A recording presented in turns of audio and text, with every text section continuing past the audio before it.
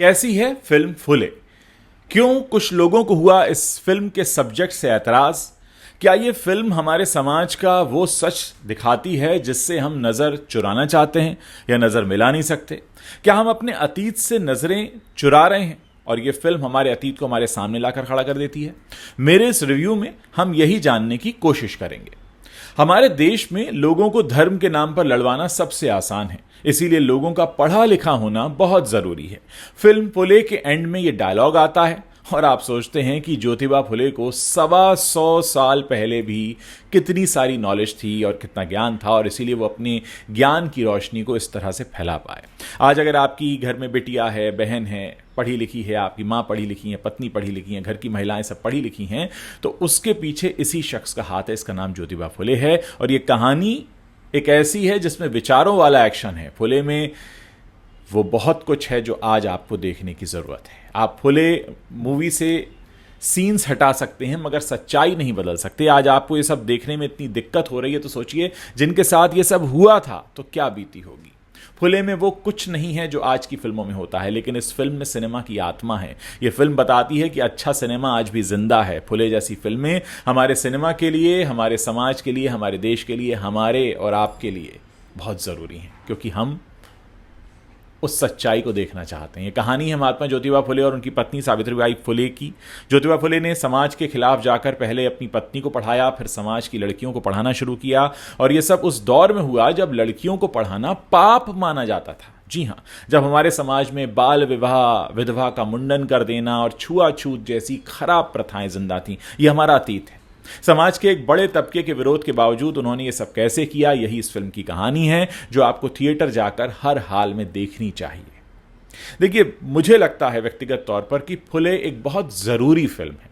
ये फिल्म कुछ लोगों को थोड़ी स्लो लग सकती है, पुराने जमाने की लग सकती है, लेकिन यही इस फिल्म का मिजाज है। कहानी करीब 125 साल पहले की है तो वैसा ही पेस भी है। हालांकि फिल्म में एक के बाद एक कुछ ना कुछ ऐसा होता है जो आपको बांध कर रखता है। परफॉर्मेंस सभी की बहुत अच्छी है। जब आप ये देखते हैं कि उस दौर में ऊंची जाति के लोगों को नीची जाति के लोगों की परछाई तक से ऐतराज था, शैडो से।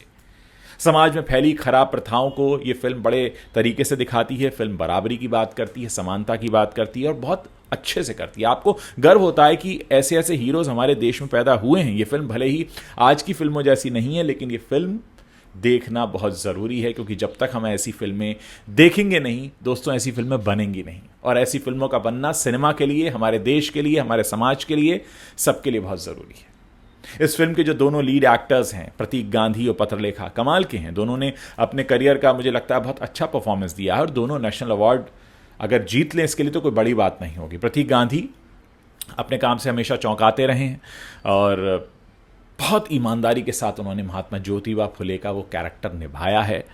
हर सीन में वो परफेक्ट लगे हैं। आप सारे काम छोड़ जाएं और इस फिल्म को अगर आप देखने लगें तो आप जो निर्देशक हैं उनको भी धन्यवाद देंगे। ज्योतिबा फुले के जवानी से लेकर बुढ़ापे तक के हर उम्र को उन्होंने बहुत अच्छे से दिखाया है। सावित्रीबाई फुले के किरदार में बिल्कुल जम रही हैं पत्रलेखा। एक सीन में जब एक शख्स उन्हें धमकी देता है कि अगर उन्होंने लड़कियों को पढ़ाना बंद नहीं किया तो उनके जो पति हैं ज्योतिबा फुले, हम उनको मार देंगे, तो पत्रलेखा सावित्रीबाई फुले जो बनी हैं उसे कहानी सुनाती हैं और खींच के एक थप्पड़ मारती हैं।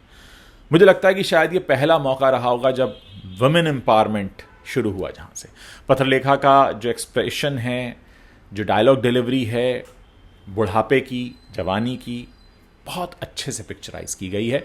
और मुझे लगता है कि ऐसी फिल्मों को टैक्स फ्री किया जाना चाहिए ताकि ज़्यादा लोग देखें। ये शिकायत ना हो कि भाई टिकट बहुत महंगा था इसलिए हम इससे देख नहीं पाए। दोस्तों, आज भी हम जाति के दलदल में फंसे हुए हैं। ऑनर किलिंग होती है ना हमारे यहाँ। हाँ, महिलाएं पढ़ लिख गई हैं, ये ज्योतिबा फुले को हम योगदान उनका जो है वो दिखता है कि उन्होंने समाज को कितना बड़ा योगदान दिया। और जितने भी सपोर्टिंग एक्टर्स हैं वो बहुत अच्छा काम करके गए हैं और मुझे लगता है कि बहुत अच्छी कास्टिंग हुई है इस फिल्म की। इस फिल्म को ये सोचकर मत देखिए अरे हमें गिल्ट है, हमारे पूर्वजों ने ऐसा व्यवहार किया। पूर्वज थे वो, हम आगे बढ़ चुके हैं। हमारा देश आज भी जाति की बेड़ियों से आज़ाद नहीं है, जिसका प्रमाण है देश में होने वाले चुनाव, जिनमें आज भी जाति और सरनेम देखकर ही उम्मीदवार खड़े किए जाते हैं। फिल्म आज भी उतनी ही रेलेवेंट है क्योंकि हमने महात्मा ज्योतिबा के प्रयासों से महिलाओं को तो शिक्षित कर दिया है, पर जातिगत भेदभाव आज भी ऑनर किलिंग के नाम पर, आरक्षण के नाम पर, हमारे देश में होने वाले चुनाव के नाम पर, उसमें खड़े होने वाले उम्मीदवारों के नाम पर आज भी जिंदा है। किसी भी पॉलिटिकल पार्टी के पास आप चले जाइए, कांग्रेस हो, बीजेपी हो, समाजवादी पार्टी हो, कोई सी पार्टी हो, आज भी जब चुनाव होते हैं तो किस गली से कौन सा उम्मीदवार खड़ा होगा, किस क्षेत्र से कौन सा उम्मीदवार खड़ा होगा, हम जाति के आधार पर फैसला लेते हैं। और हम अपने इस अतीत को नहीं देखना चाहते हैं जहां विधवाओं के जबरदस्ती मुंडन करा दिए जाते थे। हां, इस फिल्म को देखने के बाद बहुत से लोगों को यह लग सकता है कि क्या ब्राह्मण अंग्रेजों से भी ज्यादा जुल्म ढाते थे? तो देखिए, जो हमारे इतिहास में दर्ज है वो दर्ज है। हमें क्या सुनना अच्छा लगता है, क्या हम वो सुनना चाहते हैं, या जो सच था वो सुनना चाहते हैं? क्योंकि अगर हम अपने अतीत को सही से पहचानेंगे नहीं तो आने वाले भविष्य का निर्माण नहीं होगा, हम अपने वर्तमान को नहीं समझ पाएंगे। अगर कोई कहता है कि जाति व्यवस्था नहीं थी, चलिए पुरानी बातें तो रहने दीजिए, आज की बात कर लेते हैं। क्या आप दावे के साथ कह सकते हैं कि हमारे देश में जातिगत भेदभाव नहीं है या धर्म के आधार पर भेदभाव नहीं है? हम कोई भी सरकारी फॉर्म भरने जाते हैं तो उसमें लिखा जाता है ना, धर्म, जाति। तो हम उस अतीत को कैसे इंकार कर सकते हैं? मैं लौटकर फिर से इस फिल्म पर आता हूं। यह फिल्म आप अपने बच्चों को दिखाइए, टीनेजर्स को दिखाइए, आने वाली पीढ़ी को दिखाइए, बताइए। किसी को नीचा दिखाने के लिए नहीं, यह बताने के लिए कि हमारे देश में क्या होता था, हम कहां से आ रहे हैं, हमें अपनी जर्नी पता होनी चाहिए। आज हम एआई की दुनिया में हैं, आज हम इंटरनेट की दुनिया में हैं, आज हम मोबाइल इंटरनेट में डूबे हुए हैं, लेकिन हम आ कहां से रहे हैं?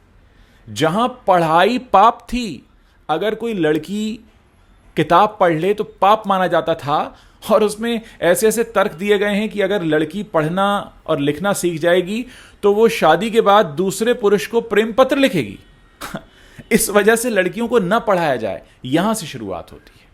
शुरुआत यहां से होती है कि कोई व्यक्ति किसी खास सरनेम से आता है, इसलिए वो दोपहर के वक्त अगर निकले तो हमारे पास से ना निकले, कहीं हमारे ऊपर उसकी परछाई ना पड़ जाए। इस पूरे फिल्म में कोर्ट सीन भी आता है एंड में, जहां पर यह कहा जाता है कि अगर शादी कोई दूसरी जाति का व्यक्ति करा रहा है तो पंडितों को उसकी फीस मिलनी चाहिए, क्योंकि वो उसके धंधे को खत्म कर रहा है। धंधा, व्यापार, शादी कराने का। और वहां पर एक तर्क दिया जाता है कि अगर आप शेव घर में रोज खुद करते हैं तो फिर जो बाबर हैं आप उनको पैसा दे दीजिए, क्योंकि आप उनका काम खुद कर रहे हैं, उनका रोजगार, उनका धंधा मारा जा रहा है। ऐसी तमाम चीजें हैं जो आपको झकझोर कर रखेंगी, आपको बताएंगी। गर्व से कहते हैं ना, हम विश्व गुरु हैं, हम या बनने जा रहे हैं या बन गए हैं। अपना अतीत भी देख लीजिए, कहां से आ रहे हैं, और वो चीजें अभी भी कहीं ना कहीं हैं। जाइए, इस फिल्म को देखिए, मेरा रिकमेंडेशन है, और उम्मीद है अगर आपने फिल्म देखी होगी तो आपको भी ज़रूर पसंद आएगी। इसलिए नहीं कि इसमें क्या दिखाया गया है, क्या नहीं दिखाया गया, बल्कि इसलिए क्योंकि जो दिखाया जाना चाहिए वो दिखाया गया है, जो हमारा जानना ज़रूरी है वो हमें बताया गया है।